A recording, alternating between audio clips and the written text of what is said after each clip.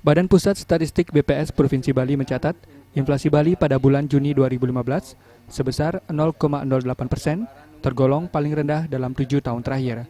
Inflasi Bali dalam 6 bulan pertama 2015 mencapai 0,84%, sehingga ada harapan untuk menekan inflasi di bawah 4,5% hingga akhir tahun 2015.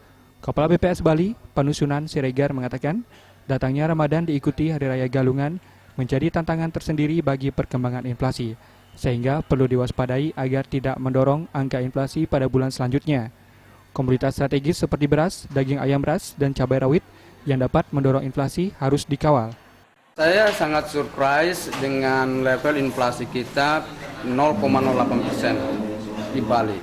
Dan tadi saya bilang dalam 7 tahun terakhir ini yang paling terendah.